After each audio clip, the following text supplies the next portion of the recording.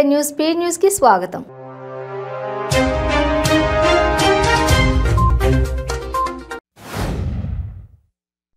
కర్ణాటకలోని చామరాజనగర్ జిల్లాలో దారుణం జరిగింది. భారత వాయుసేనకు చెందిన సూర్యకిరణ్ శిక్షణ విమానం కూలిపోయింది. రోజువారీ శిక్షణలో భాగంగా ప్రయాణిస్తున్న ఈ విమానం భోగపుర గ్రామం సమీపంలో కూలిపోయింది. అయితే దీనిలోని ఇద్దరు పైలట్లు సురక్షితంగా బయటపడ్డారు. తెలంగాణ రాష్ట్రం భౌగోళికంగా ఏర్పాటైంది తప్ప ప్రజలు కోరుకున్న సామాజిక ఆర్థిక లక్ష్యాలు ఈ ప్రభుత్వ పాలనలో నెరవేరలేదని సీఎల్పీ నేత మల్లు భట్టి విక్రమార్క విమర్శించారు.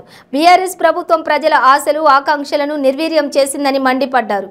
నాగర్ కర్నూలు జిల్లా లింగాల మండలంలోని అంబట్పల్లి ఔసలికుంట గ్రామాల్లో భట్టి పాదయాత్ర సాగింది. కామారెడ్డి జిల్లా బాన్సువాడ ఏరియా ఆసుపత్రిలో అగ్ని ప్రమాదం జరిగింది. ఆపరేషన్ థియేటర్లో విద్యుత్ షార్ట్ సర్క్యూట్తో మంటలు చెలరేగాయి. ఫైర్ సిబ్బంది మంటలను అదుపులోకి తెచ్చారు. అగ్ని ప్రమాదం జరగడంతో రోగులను పై అంతస్తు నుంచి గ్రౌండ్ ఫ్లోర్లోకి తరలించారు. నకిలీ విత్తనాలు విక్రయిస్తున్న ఇద్దరు నిందితులను అరెస్ట్ చేసి వారి వద్ద నుంచి 10 లక్షల విలువైన 8 క్వింటాల 45 కిలోల ముడి పత్తి విత్తనాలు స్వాధీనం చేసుకున్నామని నల్లగొండ జిల్లా ఎస్పీ అపూర్వరావు తెలిపారు. నల్లగొండ జిల్లా కేంద్రంలోని ఎస్పీ కార్యాలయంలో విలేకరుల సమావేశంలో నిందితులను రిమాండ్కు తరలించినట్లు తెలిపారు. ఖమ్మం జిల్లా కొణిజర్ల పోలీస్ స్టేషన్ సమీపంలో రోడ్డు ప్రమాదం జరిగింది. అతివేగంగా వచ్చిన లారీ కారును ఢీ కొట్టిన ఘటనలో 3 మృతి చెందగా మరొకరి పరిస్థితి విషమంగా ఉంది. క్షతగాత్రుడిని ఆసుపత్రికి తరలించి చికిత్స అందిస్తున్నారు. అన్నమయ్య జిల్లా మదనపల్లె బీసెంట్ దివ్యజ్ఞాన ప్రభుత్వ కళాశాల నందు ఎంపీ పెద్దిరెడ్డి మిథున్ రెడ్డి, ఎమ్మెల్యే నవాజ్ బాషా విలేకరుల సమావేశాన్ని నిర్వహించనున్నారు. ముఖ్యంగా ఇటీవల రాయలసీమ మొదటి కళాశాల అయిన బీటీ కళాశాలను యూనివర్సిటీ చేసే అంశమై ముఖ్యమంత్రి జగన్మోహన్ రెడ్డి దృష్టికి ఎంపీ, ఎమ్మెల్యే తీసుకెళ్లిన విషయం తెలిసిందే. భయవరంలో మంత్రి అమర్నాథ్, విజయసాయిరెడ్డి కలిసి ఎస్సీల భూములు దోచుకున్నారని టీడీపీ నేత బుద్ధ వెంకన్న అన్నారు. భయవరం 600 ఎకరాల్లో లేఅవుట్ చేశారని, 600 ఎకరాల లేఅవుట్పై చంద్రబాబు అన్న మాటకు కట్టుబడి ఉన్నామని చెప్పారు. సాక్ష్యాలతో దీన్ని రుజువు చేసేందుకు సిద్ధంగా ఉన్నామని, అవినాష్ రెడ్డి విషయంలో న్యాయ వ్యవస్థని జగన్ని మేనేజ్ చేశారా అని ప్రశ్నించారు. ముందస్తు ఎన్నికలకు వెళ్తే ముందుగానే జగన్ ఇంటికి పోవడం ఖాయమని సిపిఐ రాష్ట్ర కార్యదర్శి రామకృష్ణ విశాఖలో అన్నారు. వైసీపీని గద్దె దింపేందుకు ప్రజలు సిద్ధంగా ఉన్నారన్నారు. జగన్ కేసుల నుంచి తప్పించుకునేందుకు పదే ఢిల్లీ పర్యటనకు వెళ్తున్నారని రామకృష్ణ ఆరోపించారు. 9 ఏళ్ల పాలనపై విజయోత్సవాలు చేసుకుంటున్న బీజేపీ ఇన్నేళ్లలో దేశానికి ఏం చేసిందో చెప్పాలని డిమాండ్ చేశారు. ఎన్నికలకు 10 నెలల ముందే సమరశంఖం పూరిస్తూ తెదేపా అధినేత చంద్రబాబు తొలి విడత మేనిఫెస్టో ప్రకటించారని, ఇందులో భాగంగా ప్రకటించిన వివిధ సంక్షేమ పథకాలకు ప్రజల్లోకి విస్తృతంగా తీసుకెళ్లేందుకు పార్టీ శ్రేణులు సన్నద్ధమవ్వాలని ఏలూరు నియోజకవర్గ టీడీపీ ఇన్ఛార్జి బడేటి చంటి పార్టీ శ్రేణులకు పిలుపునిచ్చారు. తెలుగుదేశం పార్టీ ఇటీవల నిర్వహించిన మహానాడులో విడుదల చేసిన మినీ మేనిఫెస్టో చూసి వైసీపీ శ్రేణుల్లో వణుకు మొదలైందని గూడూరు మాజీ ఎమ్మెల్యే సునీల్ కుమార్ పేర్కొన్నారు. తిరుపతి జిల్లా గూడూరు పట్టణంలోని తెలుగుదేశం పార్టీ కార్యాలయంలో ముఖ్య నాయకులతో కలిసి మాజీ ఎమ్మెల్యే సునీల్ కుమార్ మీడియా సమావేశం నిర్వహించారు. రంగారెడ్డి జిల్లా మహేశ్వరం నియోజకవర్గం తుక్కుగూడ మున్సిపల్ పరిధిలో మంత్రి సబితా ఇంద్రారెడ్డి పర్యటించారు.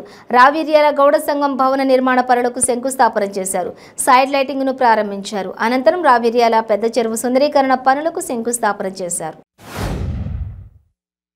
వైఎస్ఆర్ తెలంగాణ పార్టీ అధినేత్రి షర్మిల గన్ పార్క్ వద్ద అమరవీరుల స్తూపానికి నివాళులర్పించారు. ఈ సందర్భంగా ఆమె సీఎం కేసీఆర్ కు 10 ప్రశ్నలను సంధించారు. దశాబ్ది ఉత్సవాలు చేసే ముందు ఈ 10 ప్రశ్నలకు సమాధానం చెప్పాలని డిమాండ్ చేశారు. షర్మిల మాట్లాడుతూ ముఖ్యమంత్రి కేసీఆర్ 9 ఏళ్లలో 4.5 లక్షల కోట్ల అప్పులు చేశాడని విమర్శించారు.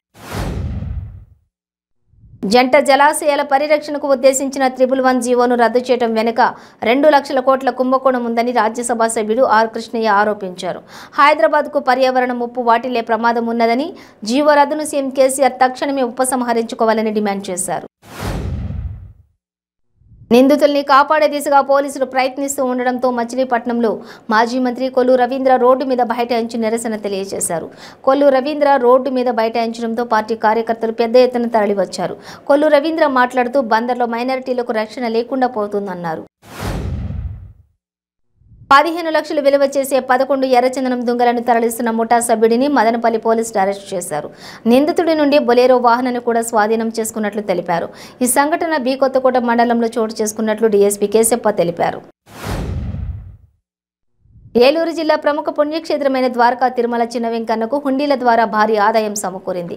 గడిచిన 20 రోజుల కాలానికి గాను స్వామివారికి నగదు రూపంలో 2.32 కోట్ల రూపాయల అధిక ఆదాయం లభించింది.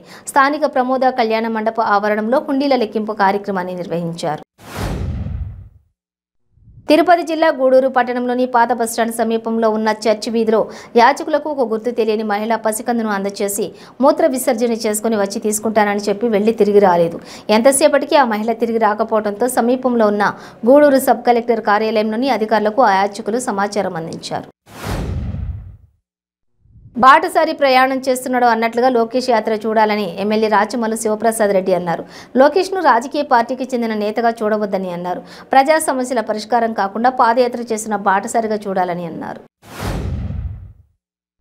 ప్రధాని నరేంద్ర మోదీ ఆధ్వర్యంలో కేంద్ర ప్రభుత్వం మంజూరు చేసిన నిధులను అధికార వైసీపీ ప్రభుత్వం దారి మళ్లిస్తుందని బీజేపీ రాష్ట్ర కో ఇన్ఛార్జి సునీల్ దియోదర్ విమర్శించారు.